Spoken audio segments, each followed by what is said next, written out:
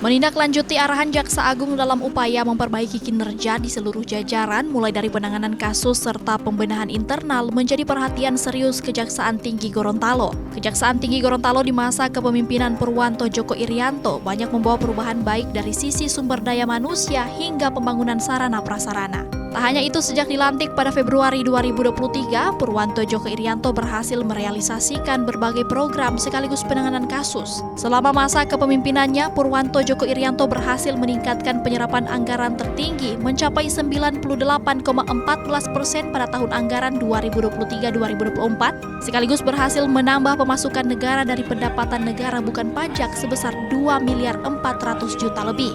Pada bidang intelijen, Kejaksaan Tinggi berhasil menangkap 15 orang buronan selang tahun 2021-2024. Bidang intelijen juga dinilai berhasil melakukan pengamanan dan mengawal sejumlah proyek strategis nasional dengan total anggaran mencapai 3 triliun lebih. Khusus dalam perkara tindak pidana korupsi yang ditangani bidang pidana khusus, Kejaksaan Tinggi Gorontalo berhasil melimpahkan 23 perkara pada tahap penuntutan di pengadilan dari 30 perkara yang ditangani Kejaksaan Tinggi. Pada bidang tindak pidana khusus, Kepala Kejaksaan Tinggi Purwanto Djoko Irianto berani mengungkapkan kasus-kasus korupsi dan menahan sejumlah pejabat dan mantan pejabat, diantaranya Kepala Dinas PUPR Kota Gorontalo dan mantan Bupati Bonebolango Hamimpo. Dari penanganan kasus tindak pidana khusus, Kejaksaan Tinggi berhasil menyita dana berjumlah 2.700.000.000 lebih dari kasus yang ditangani. Kejaksaan Tinggi Gorontalo berhasil memulihkan keuangan negara sebesar 2,9 miliar lebih dan penyelamatan keuangan negara sebesar 87,7 miliar.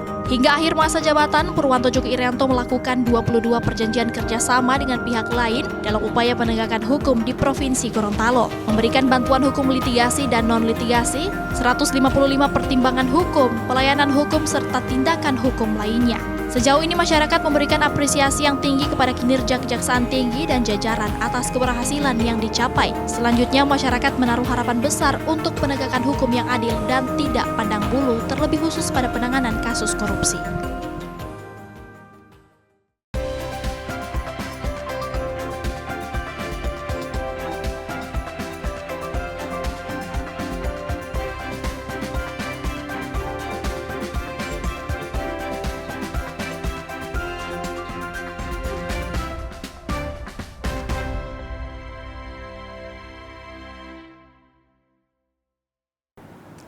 Assalamualaikum warahmatullahi wabarakatuh. Selamat pagi saudara, senang sekali saya Puspasari dapat berjumpa lagi dengan Anda dalam program Sapa Gorontalo.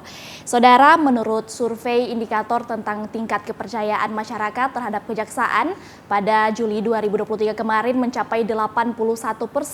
Ini menandakan bahwa Kejaksaan sangat dipercaya oleh masyarakat untuk dapat melaksanakan penegakan hukum di Indonesia. Pada pembahasan kali ini kita akan membahas mengenai seberapa capaian kinerja oleh Kejaksaan Tinggi Gorontalo dan juga bagaimana penegakan hukum di Gorontalo saat ini. Kali ini sudah bersama saya, sudah hadir di program Sapa Gorontalo, Kepala Kejaksaan Tinggi Gorontalo Bapak Purwanto Djoko Irianto SHMH. Selamat pagi Bapak, apa kabarnya? Selamat pagi masyarakat Gorontalo. Assalamualaikum warahmatullahi wabarakatuh. Waalaikumsalam warahmatullahi wabarakatuh. Sehat Bapak? Alhamdulillah. Oke. Bapak, sebelum kita masuk lebih jauh tentang pembahasan kita nanti, sebelumnya saya dan juga penonton di rumah tentu perlu tahu kira-kira tugas dan wewenang dari Kejaksaan Tinggi yang pasti itu sebenarnya seperti apa, Pak? Terima kasih Mbak Sari. Ya. Pada prinsipnya kejaksaan itu mendukung terhadap pemerintah, Ya. baik nasional maupun daerah, dalam rangka pembangunan yang optimal ya, sehingga bisa memberikan manfaat kesejahteraan kepada rakyat. Ya. Jadi di kejaksaan ada beberapa tugas pokok fungsi yang dilaksanakan oleh berbagai bidang ya. Seperti kalau pembinaan itu otomatis sudah terkait dengan urusan ke dalam kepegawaian, tapi juga urusan keluar terkait juga dengan penganggaran segala macam ada juga. Kalau di bidang intelijen itu fungsinya banyak juga. Di samping juga ikut dalam komunitas intelijen sebagai Badan Intelijen Negara, bagian Badan Intelijen Negara juga turut untuk menciptakan ketertiban umum dan keamanan dari segala bidang. Ipolek Sosbud Hankam masuk di sana bersama unsur Kominda yang lain. Di samping itu juga fungsi untuk pemberian pemahaman kepada masyarakat secara umum tentang hukum. Ada program penyuluhan hukum. Kalau penyuluhan hukum itu diberikan sasarannya kepada masyarakat yang memang betul-betul belum paham hukum. Kalau penerangan hukum itu sasarannya kepada orang-orang yang sudah ada pengetahuan, katakanlah di jajaran ASN lah, di siswa, mahasiswa itu kalau sudah ada punya pengetahuan yang cukup, itu penerangan hukum. Di samping itu juga keterkaitan dengan partisipasi di pembangunan, bidang intelijen juga bisa melayani untuk pengawalan dan pengamanan terhadap pembangunan proyek-proyek strategis nasional maupun strategis daerah atau prioritas daerah. Jadi terhadap paket pekerjaan itu bisa dimintakan pengamanan, pengawalan oleh intelijen kita. Dalam arti misalnya dalam pelaksanaan pekerjaan itu ada gangguan, hambatan, nah itulah yang dari teman-teman intelijen di tim pengawalan pengamanan itulah yang mencoba untuk mencari solusi supaya hambatan itu tidak ada. Iya. Itu di bidang intelijen. Dan juga tugas-tugas lain terkait pembinaan keorganisasian kemasyarakatan. Kita sebagai tim Pakem, Kepala Kejaksaan Tinggi ataupun Kepala Kejaksaan Negeri itu sebagai ketuanya, yang anggota dari unsur lintas sektoral. Iya. Itu untuk menciptakan keamanan, ketertiban di dalam kehidupan beragama, itu di Pakem di sana. Iya. Berarti untuk memberikan pemahaman hukum terhadap misalnya mahasiswa dan masyarakat pada umumnya, Kejaksaan Tinggi juga punya tugas untuk itu ya Pak? Tugas ada, iya. Kita ke sekolah-sekolah, kami juga ke UNG kemarin, di Eksan, IAIN, saya berikan untuk pemahaman ke sana. Ya, tugas-tugas lain untuk penegakan hukum memang Bidum, Bitsus, Bidum terkait dengan tindak pidana umum itu yang secara umum lah, yang terutama di dalam KUHP atau undang-undang tertentu lah, undang tertentu seperti narkotika, perlindungan anak, segala macam itu di tindak pidana umum dalam rangka membantu meminimalisir adanya perbuatan-perbuatan yang bisa merugikanlah kepada orang lain yang kaitannya dengan pidana umum. Kalau yang pidana khusus, yang sementara ini tindak pidana korupsi, tindak pidana ekonomi, pajak, kepabeanan, dalam hal ini yang mengakibatkan kerugian keuangan negara atau perekonomian negara. Seperti kemarin kasus bea cukai di Batam juga kita tangani. Yang terkait pertambangan kita tangani. Artinya yang mengakibatkan kerugian keuangan negara atau perekonomian negara lah yang kita tangani. Selebihnya pelanggaran-pelanggaran yang tidak masuk di situ ditangani oleh teman penyidik kepolisian. Di Datun juga sama. Di sana ada pemberian pendapat hukum atau legal opinion bagi kementerian, lembaga, instansi, BUMN, BUMD yang ragu terhadap suatu ketentuan peraturan perundang-undangan yang terkait dengan fungsinya, bisa minta pendapat hukum ke kami. Kemudian dalam hal pelaksanaan paket pekerjaan proyek strategis nasional atau proyek strategis daerah atau prioritas daerah bisa minta pendampingan hukum ke bidang datun. Pendampingan hukum di sini normatif yuridis, bukan tidak masuk ke pelaksanaan teknis. Dalam arti bagaimana bisa mendapatkan rekanan yang baik, bagaimana itu pekerjaan bisa dilaksanakan sesuai batas waktu dengan kualitas yang ditetapkan oleh satkernya, bagaimana keuangan proyek itu bisa dicairkan dengan memenuhi bukti dukung yang cukup, kan itu. Nah, kalau satker atau pemohon atau pihak-pihak yang terkait itu diberikan saran tidak mengindahkan, kalau saya tegas putus itu untuk pendampingannya, saya bilang. Ya. Itu. Teknisnya di situ. Ya. Kalau pengawasan internal lah ya. Saat pertama kali Bapak datang ke Gorontalo dan memimpin Kejaksaan Tinggi, bagaimana pandangan Bapak tentang Gorontalo, kesadaran hukumnya kira-kira apakah dengan tingkatan yang sudah baik atau bagaimana? Dan kalau misalnya memang belum baik, apa yang kemudian Bapak terapkan? Saya sejak datang nginjak di bandara menuju ke kantor sini, saya sudah mengamati kondisi Gorontalo ya. Dari infrastruktur segala macam itu kan bisa, gambaran umum bisa tertangkap. Nah, sejak dari bandara lewat GOR segala macam sampai di kantor ini yang waktu itu melewat jalan alternatif kalau nggak salah ya, di sebelah sini, saya belum menangkap kota Gorontalo seperti apa, belum ada kesan seperti itu. Nah, sampai di kantor kok sepertinya belum melewati kota ini. Nah, baru setelah beberapa lama kami bisa mengamati, oh kotanya cenderung ke dekat bukit ya. Kita amati itu. Dan saya lebih kagetnya lagi bahwa di tahun 2022 ada 23 paket pekerjaan yang putus kontrak. Saya benar-benar kaget itu. Ya. Berarti ada sesuatu yang nggak pas ini di pelaksanaan paket pekerjaan.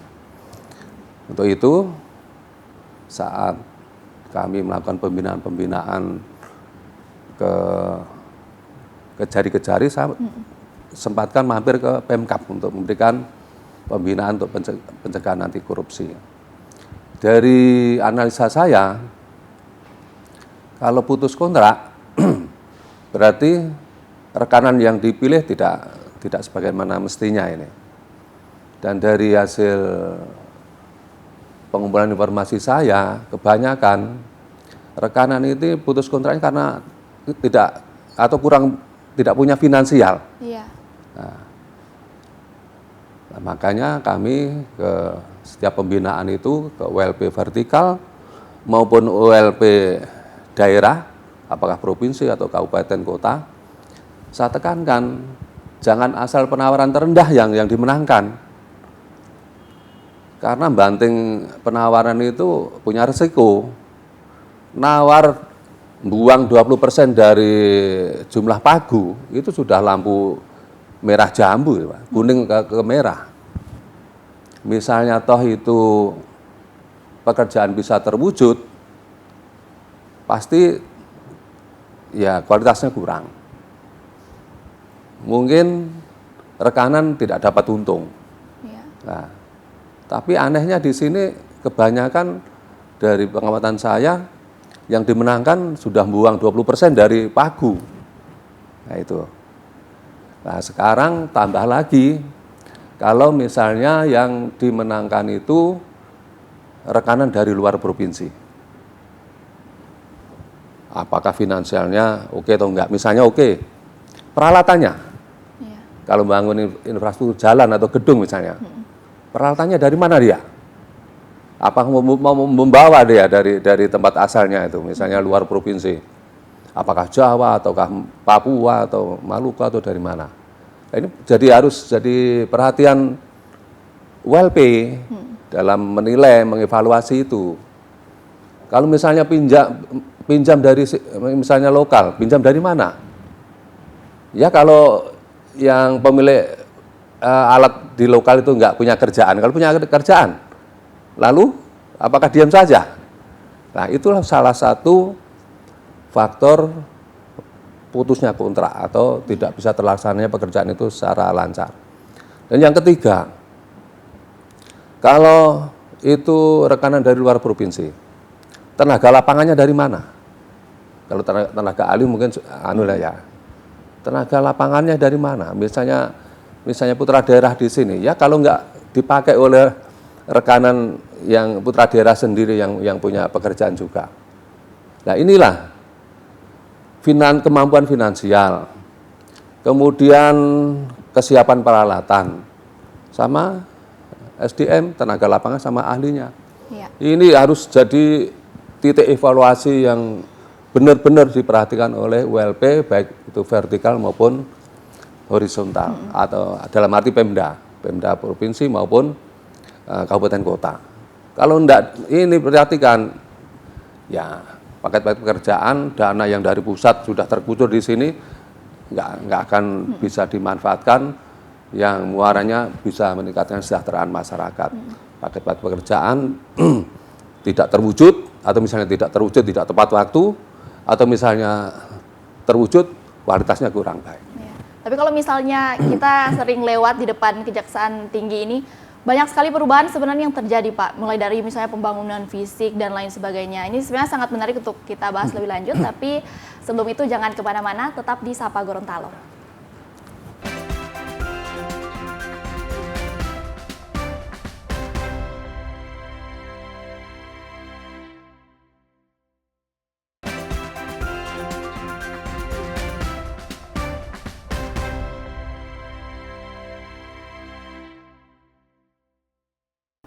Terima kasih Anda masih bersama kami dalam program Sapa Gorontalo. Saudara, masih dengan narasumber kita pada pagi hari ini, Bapak Kajati, Bapak Purwanto Joko Irianto. Melanjutkan kembali pembahasan kita tentang perbincangan yang tadi. Kalau misalnya seringkali kita lewat di depan Kejaksaan ini, banyak sekali perubahan yang terjadi. Misalnya dari fisiknya, Kejaksaan Tinggi, kemudian dari mungkin pelayanannya hingga beberapa kasus kan banyak sekali terungkap akhir-akhir ini. Bagaimana apa hal yang melatar belakangi Bapak sampai konsen membuat perubahan itu, Pak? Sebelum menjawab pertanyaan Mbak Sari ini, saya tambahkan ya segmen tadi ya. Ya.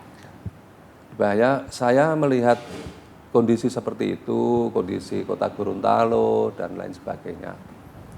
Saya akhirnya mencari informasi bahwa PAD kita ini paling utama bersandar pada pajak kendaraan bermotor kalau nggak salah, sehingga yang lain itu belum digali ya, belum digali. Nah, makanya untuk membuka wacana itu di setiap pertemuan atau pembinaan ke Pemkab kemarin, saya keliling, saya kasih benchmark. Sejak kami meluncurkan sistem informasi pengelolaan keuangan desa yang inovasi dari bidang Intel, itu kan kepala desa seprovinsi ngikuti, ke camat, bupati kita undang di sini untuk mengetahui itu, baik itu, dan juga saya tambah setiap kami ke kabupaten kota, kasih benchmark. Memang saya kan stay di Malang ya. Di Malang itu desa itu kaya-kaya, Mbak.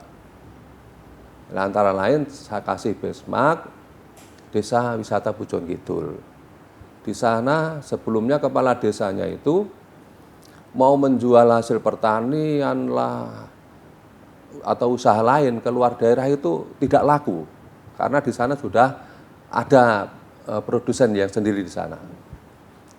Akhirnya kepala desa ini berpikiran bagaimana bukan masyarakat yang keluar untuk menjual, untuk mencari penghasilan, tapi orang lain datang ke situ. Yeah. Akhirnya konsep dia yang bisa mengadopsi 4 bidang itu termasuk agro, dia putuskan untuk bentuk desa wisata. Itu untuk merubah mindset masyarakat situ, dia sampai bentuk tim-tim, masuk ke tiap RT, banyak tim yang untuk memberikan pemahaman itu. Dibangun dengan dana desa, Mbak. Bisa dilihat di YouTube itu. Jadi bahannya hanya jerami, hanya bambu, hanya kayu, tapi didesain bagus. Iya. Karena mereka, kepala desa ini menerapkan pentahenik, Mbak. Melibatkan pemerintah pasti, pemerintah kabupaten atau apa. Kemudian akademisi untuk bikin desain dengan korporat. Jadi di tempat oleh-oleh itu misalnya ini aqua atau mungkin ada kemasan apa yang kotak atau botolan. Itu di sini ada, wah ini produksi ibu-ibu RT sekian. Jadi yang memiliki, mengelola segala macam, itu masyarakat di desa itu setempat itu. Sekarang mungkin sudah 100%. Nah, dari situ semuanya terberdayakan, masyarakatnya akhirnya punya penghasilan. Hasilnya Pak, satu objek itu aja miliaran, Mbak. Iya. Masuk pajak atau retribusi yang masuk ke Kabupaten Malang, itu masuk wilayah Kabupaten Malang. Itu setahun bisa 250 juta dari satu objek wisata itu. Desa Pujon Kidul sendiri ada banyak, mungkin ada 5 objek yang salah. Nah ini semuanya inovasi, Mbak. Iya. Yang terakhir yang Poncokusumo dekat ke arah Gunung Bromo, ada lagi di sana, Dreamland di sana. Itu bisa dengan masyarakat umum atau apa yang mau investasi di sana dengan sistem syariah itu. Itu mereka Ada. kelola sendiri, Pak? Itu yang kelola dari desa. Jadi inovasi bukan berarti kayak menyamakan. Makanya kemarin ada yang dari Bualemo sudah ada 22 kepala desa, camat dan Pemdes, Kadis Pemdesnya dan jajarannya. Kemudian dari Kabupaten Gorontalo Kloter Pertama 130 orang, kepala desa, camat sama jajaran Pemdesnya, Bisma ke Malang. Itu pun juga sudah saya beritahu kondisi Gorontalo, cuacanya, geografisnya, yang cocok mana. Di samping yang itu, akhirnya yang terakhir dari Kabupaten Gorontalo ada 4 lokus di sana. Saya sambungkan dengan Kadis Pariwisata di sana. Misalnya menawarkan, kalau kita arahan ke UMKM gimana, kemudian bagus, sehingga ada 4 lokus yang di sana. Maksud saya, pertama minimal membuka wacana bahwa banyak potensi di daerah masing-masing itu yang bisa digali untuk memperoleh PAD. Nah, kalau memang bisa dibuka potensi wisata, kenapa tidak? Dari wisata itu efek dominonya banyak untuk PAD itu. Kalau misalnya jangan berpandangan, oh di sini penduduknya sedikit, Pak Kajati. Bagaimana mendatangkan orang? Bagaimana mendatangkan orang? Yang penting kemasannya misalnya udah oke, promosinya segala macam, minimal tetangga-tetangga provinsi lah. Bolmong Raya lah, Palu lah, kalau memang di sini ada yang ikon, pasti dia akan datang. Pasti nginep, dapat pajak dari hotel. Pasti makan. Pasti souvenir-souvenir. Dan seputarannya masyarakat bisa berjualan di sana. Artinya bisa melibatkan masyarakat untuk mendapatkan penghasilan. Itu yang saya sampaikan untuk ya saya pengen lah, walaupun saya bukan putra daerah, tapi saya pengen Gorontalo lebih maju, lebih baik dari sekarang. Nah, sekarang kaitannya dengan yang Mbak sampaikan tadi, bahwa kita memimpin suatu satuan kerja, organisasi itu, kita kan harus memperhatikan ke dalam juga yang paling utama. Bagaimana para staf kita itu bisa bekerja dengan happy. Saya harus happy. Iya. Baik itu di kedinasan maupun di luar kedinasan, katakanlah di luar jam kerja. Makanya saya melihat seperti kemarin di lobi itu kok sempit sekali seperti itu. Ya, kami ngobrol-ngobrol, koordinasi, akhirnya dapat hibah lah dari Pak Gubernur untuk PTSP, sekalian dengan pagar. Kami ucapkan terima kasih kepada Pak Gubernur, sehingga yang semula lobi untuk PTSP, piket, ngumpul-ngumpulan nggak karuan sempitnya seperti itu, akhirnya PTSP sudah bagus, pagar sudah bagus. Kemudian kami juga melihat yang waktu itu rumah dinas sudah nggak layak, bocor, nggak karuan, akhirnya juga dapat hibah juga dari pemerintah kota. Nah juga rusun, saya melihat, ini rusun dikerjakan di lingkungan kita, kejaksaan yang notabene selalu memonitor, mengawasi terhadap paket pekerjaan, saya nggak mau, harus jadi. Ya. Makanya saya perintahkan Asintel sama Asdatu untuk mengawasi betul, supaya selesai tepat waktu. Ya, alhamdulillah bisa tepat waktu. Dan mungkin dari paket pembuatan rusun tahun 2022 itu satu-satunya yang jadi di tempat kami, di Kejaksaan. Luar biasa. Nah, ini lingkungan semuanya sudah kami benahi, lapangan untuk olahraga, masjid, pendopo, segala macam, nanti bisa dilihat bagaimana, sehingga utamanya yang para pegawai dari luar provinsi, kan pasti kesulitan, apalagi yang bukan jaksa. Makanya sudah alhamdulillah bisa tertampung di rusun. Di rusun itu pun juga tidak hanya pegawai dari Kejati, dari Kejari Kota Gorontalo, Kabupaten Gorontalo, Bone Bolango, yang dari luar provinsi saya utamakan. Itu masuk rusun, sekarang penuh rusun. Nah, mau olahraga, ada sepak bola, ada voli, ada tenis meja, ada biliar, masjid dekat, apalagi. Lalu saya pun juga menuntut. Iya. Pimpinan sudah memperhatikan staf, kenyamanan staf, baik dalam pekerjaan maupun di lingkungan perumahan. Saya juga menuntut staf, karena tempat tinggalnya dekat, kerja harus all out. Harus all out, sampai malam pun juga harus, saya bilang itu, karena pulangnya hanya jalan kaki. Tapi memang kendala di Kejaksaan Tinggi Gorontalo, seluruh provinsi ini, SDM terbatas.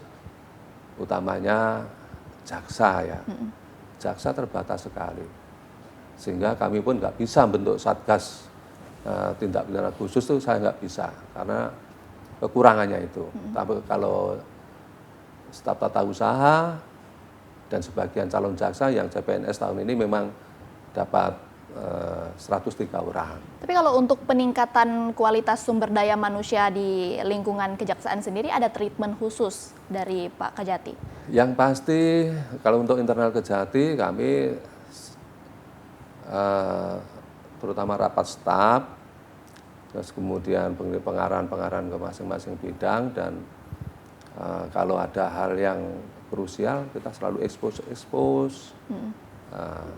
Kita pengarahan di rapat paripurna, baik itu khusus internal, kadang-kadang untuk seluruh Kejari kami lakukan dengan daring. Kalau pas kita undang sendiri Kajarinya, ataupun dengan kasih yang bersangkutan, yang pada pokoknya harus upgrade diri untuk meningkatkan kemampuan profesional lah. Iya. Agar dalam penanganan perkara mengurangi hal-hal yang menghambat sehingga gagal dalam penuntutan. Tapi prinsipnya kejaksaan menangani perkara itu semacam memberi warning sajalah. Iya. Misalnya dalam hal kita menangani yang terkait dengan pelanggaran proyek. Ya kalau WLP, kalau milih rekanan jangan begitulah. Yang memang yang pantas untuk menang. Dan kalau sudah ditetapkan sebagai pemenang, kerjakanlah pekerjaan itu sampai selesai supaya memberi manfaat. Dan juga Pemda kalau bisa Gorontalo lebih baik lagi di sini, malah bisa memberi memberi contoh pada yang terdekat. Kita minimal ngikutilah saudara tua kita di Sulut lah. Tetapi intinya ini saling berkaitan ya Pak, maksudnya konsen Bapak untuk memperbaiki internalnya Kejaksaan Tinggi berpengaruh nanti di kualitas sumber daya manusia, jadi lebih happy juga untuk kerja dan lebih all out untuk kerja. Ya kalau pegawai sudah happy kan berarti kan melaksanakan pekerjaan, Mbak. Kalau nggak diperhatikan pasti ya diperintah pun kadang-kala nggak mau, ngapain. Nah, tapi kalau sudah semuanya kita sediakan dan kita buat happy lah. Yang mau, yang ada bakat musik sudah ada dua grup band di kita, yang Adiaksa Gorontalo band senior ada, junior ada, yang anak CPNS baru ada 3 yang bisa juga. Jadi kalau pas kerja, kerja serius. Iya. Kalau memang mendesak, selesaikan tepat waktu. Tapi kalau pas suatu saat happy, refresh kalau saya. Iya. Ajak anak-anak refresh. Ya. Oke Pak, jadi perbincangan setelah ini kita akan membahas lebih dalam lagi mengenai capaian kinerja daripada Kejaksaan Tinggi itu sendiri. Saudara jangan kemana-mana, setelah ini kita akan membahas mengenai beberapa kasus korupsi di Gorontalo yang semakin mencuat ke permukaan. Jangan kemana-mana, tetap di Sapa Gorontalo.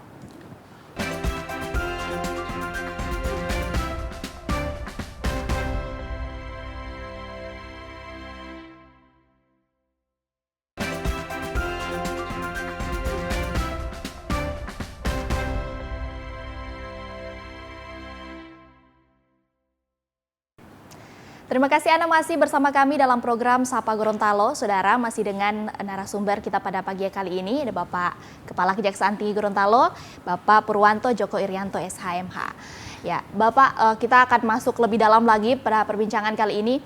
Seperti yang kita ketahui bersama kan Pak, sekarang ini pemberitaan sedang marak sekali bahwa di Gorontalo pada khususnya banyak sekali kasus korupsi yang kemudian semakin mencuat ke permukaan. Dan ini pasti tidak lepas dari kinerja Kejaksaan Tinggi Gorontalo di masa kepemimpinan Bapak. Kira-kira bagaimana Bapak melihat ini dan sudah sejauh mana dan sudah beberapa kasus yang Bapak tangani sejauh ini? Jadi memang kesimpulannya Mbak ya, baik itu pengelolaan keuangan maupun artinya keuangan umum ya, di masing-masing satuan kerja, ataupun yang terkait dengan pelaksanaan paket pekerjaan pembangunan ya, proyek-proyek infrastruktur dan lain-lain. Menurut kami ya marilah kita perbaiki lebih baik lagi supaya tidak ada proyek yang mangkrak, yang putus. Jadi kejaksaan memproses suatu perkara itu bukan semata-mata pengen ini itu. Kalau nggak ada yang korupsi kami nggak apa-apa, Pak. Nggak nangani. Saya lebih senang kalau nggak ada yang korupsi. Jadi sekali lagi saya sampaikan kami menangani korupsi itu dalam rangka ya untuk bisa lebih baik lah tata kelola pemerintahan, terutama di keuangan ya. Dengan ada 2-3 proyek yang putus kontrak, itu suatu indikasi bahwa ya pengelolaannya nggak bagus. Jadi ya marilah kita bangun Gorontalo lebih baik lagi dengan pengelolaan keuangan yang lebih elok lagi. Dalam arti utamanya dalam keuangan yang terkait dengan pelaksanaan pekerjaan. Nah, dari sana bisa diindikasikan. Akhirnya ini apa sudah benar tau ya pengelolaan keuangan ini. Ini aja ada putus kontrak. Iya. Terus kemudian ada kita melihat kan bisa, Pak. Jadi ya kami harap mulai sekarang marilah Gorontalo itu bangkit lah. Bangkit untuk lebih baik jadi mercusuar lah. Iya. Saya yakin bisa. Potensi pertambangan ada. Wisata ada. Bukit-bukit itu tidak berarti Mbak bagi saya. Bisa di sana. Bukit-bukit yang gunung-gunung ini Iya. bisa. Waduk Limboto, Danau Limboto bisa. Saya kasih benchmark Waduk Gajah Mungkur. Seperti apa PAD masuk dari waduk atau danau itu? Bisa. Kalau PAD besar otomatis ASN-nya juga lebih sejahtera. Rakyat juga lebih meningkat karena harus dibangkitkan. Seperti saya di Mentok Gor ini ya, keluar Gor ini. Itu kan ada lahan luas kan? Iya. Orang supaya masuk Gorontalo ini, wah Gorontalo kok begini ya? Bisa dibikin apakah bundaran? Kita punya pahlawan nasional, Nani Wartabun, apakah Pak di situ? Di sekitarnya Pemda harus kelola itu. Apakah di paving atau apa? Dikasih taman-taman. Di sini deretan untuk jualan, Apakah Pemda yang bangun nanti masyarakat yang jualan nyewa, itu sampai lepas sungai itu masih bisa dipakai, sampai masjid itu masih bisa dipakai. Di sebelah kanan pun yang lahan yang bisa dipakai, sampai yang itu wisata air segala macam itu kalau ditata bagus. Mungkin sampai subuh ada di situ. Kalau di Manado ada boulevard, mungkin bisa jadi boulevardnya itu di Gorontalo itu. Ya nanti tiap hari ada retribusi itu kepada penjual-penjual. Apakah 3.000, 5.000, kali berapa yang jualan, minimal dari PAD dari sana. Pokoknya banyak yang bisa dikali. Iya. Di Malang itu kebanyakan juga di bukit-bukit yang wisata itu. Bisa.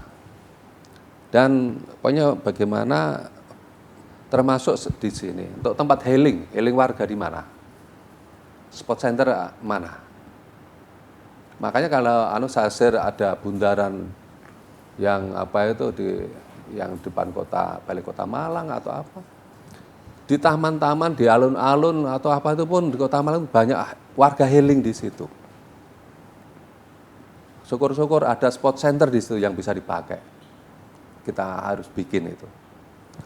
Di sekelilingnya masyarakat jualan, Mbak. Misalnya habis olahraga, masa nggak minum, nggak makan, tinggal pilih nanti makan di mana.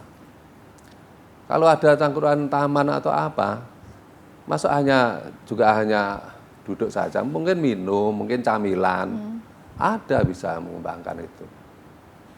Jadi bagaimana di sini, pusat bisnis di mana? Misalnya ada event nasional atau apa, setelah selesai mau kita bawa kemana nih tamu-tamu? Ya kan? Iya. Mau healing wisata kemana?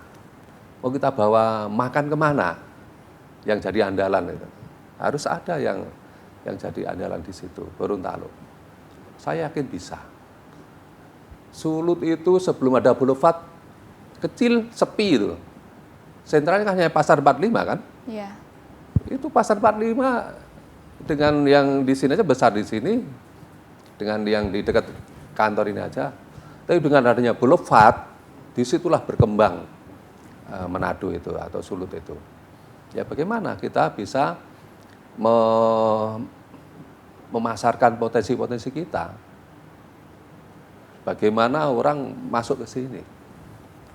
Gitu menurut saya. Tapi apa tidak memunculkan kekhawatiran misalnya di setiap daerah yang lebih banyak potensi justru keinginan orang untuk korupsi justru malah lebih tinggi dari adanya potensi daerah itu? Nah, itulah kembali lagi kesadaran.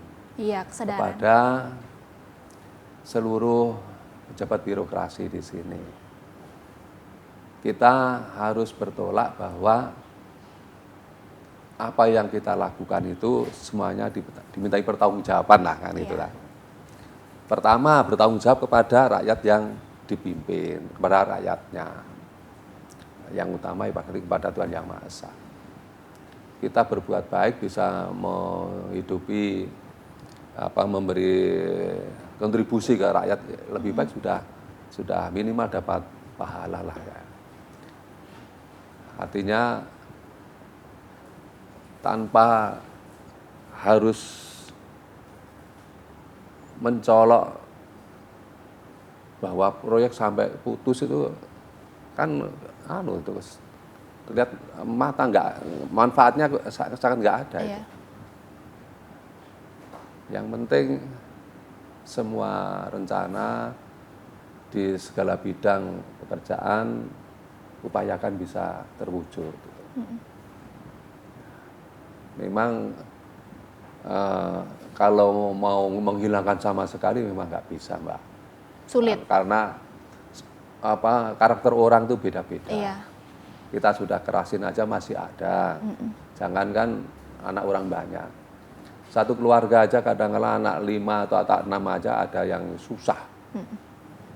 Yang bisa kita upayakan meminimalisir, Mbak.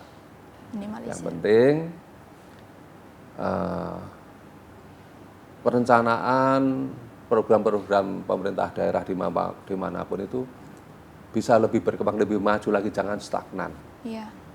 Bagaimana dalam waktu dekat itu suatu daerah itu bisa berkembang lebih baik lagi. Saya yakin bisa. Seperti yang Banyuwangi Pak Asror Anas di sana kan dulunya negatif sekali. Dari karakter budayanya, orang-orangnya susah. Tapi kan sekarang bisa jadi percontohan kabupaten kan. Gorontalo saya yakin bisa. Tinggal kemauan, kesungguhan, keseriusan, terutama dari ya pimpinan daerah punya kebijakan apa. Saya yakin bisa. Gorontalo lebih baik. Tapi juga dengan kesungguhan dan keseriusan itu pada akhirnya Kejaksaan Tinggi banyak mengungkap kasus-kasus yang sampai dengan hari ini mencuat. Ya, sifatnya pembelajaran, Mbak. Iya. Yang kalau Kejaksaan Tinggi yang selalu yang krusial lah ya. Kalau yang mungkin Kejari. Yang krusial maksud saya seperti itu tadi. Yang misalnya pejabat birokrat sebagai pengingat aja lah ya. Iya. Yang lain jangan seperti itu, lebih serius lagi.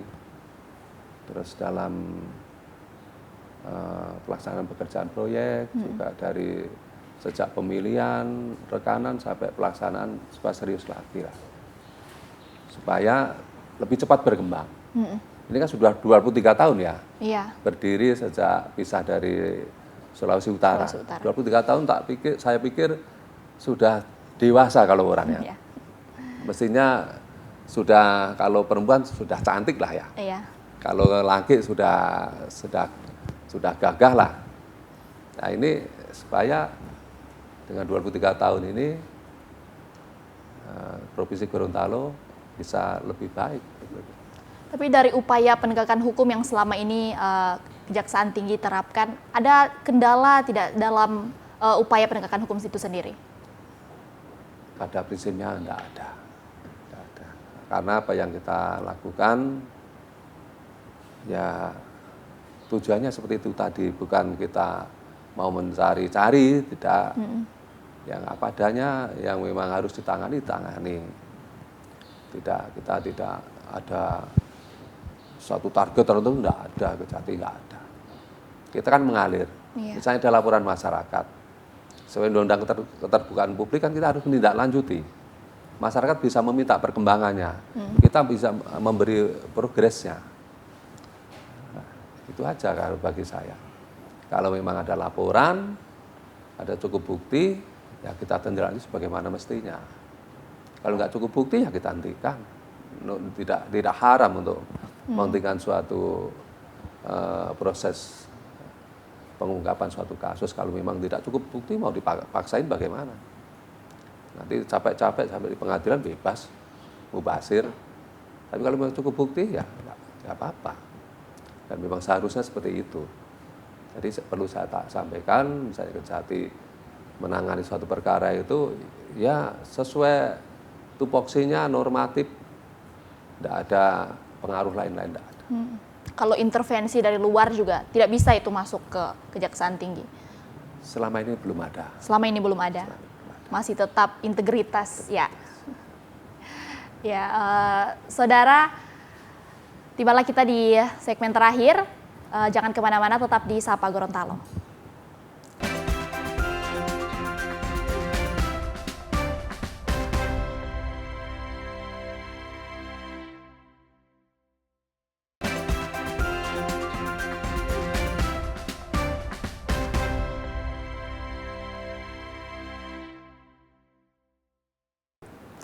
Terima kasih Anda masih bersama kami dalam program Sapa Gorontalo. Saudara, kita sudah tiba pada segmen terakhir dari perbincangan kita dengan Bapak Kejati, Bapak Purwanto Joko Irianto, SHMH. Pada perbincangan kita yang terakhir ini, Pak, selama Bapak memimpin Gorontalo dan mengetahui apa saja kelebihan dan tentu saja kekurangan, kemudian potensi-potensi yang ada di Gorontalo, apa harapan Bapak untuk Gorontalo ke depan? Ya, seperti yang saya sampaikan tadi, saya karena sudah diterima sebagai warga Gorontalo secara adat, saya berharap Gorontalo bisa lebih baik lagi, lebih bersinar, yang tidak kalah lah dengan Sulut. Dan juga masyarakat Gorontalo lebih baik lagi. Nah, harapan saya baik itu dari kepala desa sampai ke bupati ataupun gubernur, ya mari bersama ataupun dewan, jangan bakalai lagi lah. Jangan bakalai. Harus menyatu untuk membangun Gorontalo lebih baik. Iya. Saya pikir harus ada kesadaran di sana. Karena apa? Potensi Gorontalo besar. Ada yang jadi di pemerintahan pusat, di kabinet ada. Wakil ketua MPR atau DPR ada. Anggota DPR ada. Kurang apa? Menteri ada. Lah ya kabinet Iya. dan menteri ada. Yang Bappenas saja dari sini. Tinggal kita masing-masing ini daerah merencanakan apa toh yang mau dibangun. Anggarannya berapa? Ya udah dibawa ke sana dikoordinasikan. Kalau hal yang baik kenapa tidak? Saya yakin kalau hal yang baik pasti disetujui lah. Yang penting perencanaannya dulu. Apa yang mau dikembangkan masing-masing bidang, masing-masing sektor apa. Misalnya kepariwisataan apa, pertanian, pertambangan, pokoknya semua bidang lah. Jadi misalnya, jadi itu yang mau saya bangun ini, misalnya ini selama dipilih misalnya, tinggal buat perencanaan yang mateng misalnya. Kalau fisik ya desainnya atau gambarnya seperti apa, perencanaan keuangan seberapa, tinggal ngusulkan aja. Apalagi di sana ada beberapa yang duduk di pemerintahan. Iya. Masa ada daerahnya mau dibangun lebih maju nggak mau sih, pasti mau. Sebenarnya dengan banyaknya anak daerah di kabinet itu justru memudahkan Gorontalo untuk Mestinya. selangkah lebih maju ke depan. Mestinya. Iya. Terus misalnya lagi Pak Presiden datang misalnya tadi, Pak Timpres datang atau KSP datang, itu sebenarnya peluang. Iya. Jangan dibiarkan. Kalau saya bupati, saya sudah punya gambaran gini-gini, sampein ke beliau atau ke menterinya. Atau misalnya KSP datang ke KSP, pokoknya yang bisa link sampai supaya yang kita rencanakan itu goal itu seperti apa. Iya. Kadang-kala kan walaupun dikirim, kadang-kala mandek di bawah kan. Kalau kita sudah nyambung yang paling atas, pasti sama, pasti. Misalnya Pak Presiden tahu belum ada akses ke Pinogo, kalau disampaikan, insya Allah bisa itu. Bagaimana caranya untuk akses mobil sampai ke Pinogo supaya bagus? Saya pikir bisa. Makanya kalau ada yang pimpinan negara ini ke daerah, kita sudah harus punya rencana ini. Dimanfaatkan sebaik mungkin. Iya, bisiin kan itu. Iya.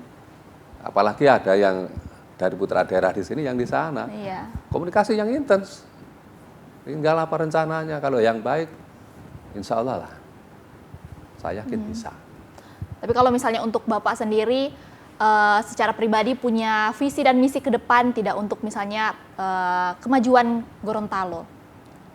Lah itu tadi, yang penting kesungguhan dan perencanaan yang elok, koordinasi dengan pemerintah pusat, saya yakin bisa. Nah, di kesempatan ini juga, mungkin di bulan inilah struktural saya di Gorontalo habis. Jadi mohon maaf kepada masyarakat Gorontalo, bila mana ada mungkin ucap tindak saya yang kurang berkenan, secara pribadi dan kedinasan kami mohon maaf. Karena sudah 60 tahun Mbak saya ini, sehingga struktural di kejaksaan baik eselon 1, eselon 2, segala macam 60 sudah alhamdulillah masih sampai 62.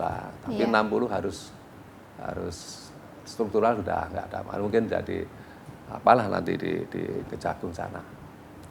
Berarti setelah ini Bapak kembali lagi ke Kejagung. Iya. Tapi sejauh ini memimpin Gorontalo di Kejaksaan Tinggi, apakah Bapak sudah cukup puas misalnya menangani beberapa kasus? Kalau saya puas tidak karena menangani kasus, Mbak.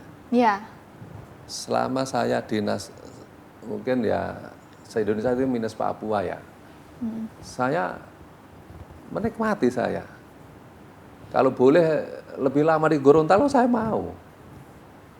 Saya mau. Semuanya saya anggap rumah sendiri, sehingga saya enjoy. Dimanapun saya tugas, enjoy. Nah, hanya karena memang dibatasi aturan undang-undang bahwa 60 tahun harus sudah lepas strukturalnya, ya dengan terpaksa kami akan meninggalkan Gorontalo akhir bulan ini atau awal bulan lah. Karena saya bulan Juni ini lah terakhir. Jadi mohon maaf sekali lagi kepada masyarakat Gorontalo bila mana ada yang salah baik pribadi maupun jenazah. Ya. Terima kasih kami ucapkan kepada Bapak Kajati, Bapak Purwanto Joko Irianto SHMH yang sudah menjadi narasumber kita pada program Sapa Gorontalo. Saya Puspasari mewakili kru yang bertugas pamit undur diri dari hadapan Anda. Tetap saksikan rangkaian program berita nanti dan program Sapa Gorontalo di Kompas TV Gorontalo. Sekian dan terima kasih. Assalamualaikum.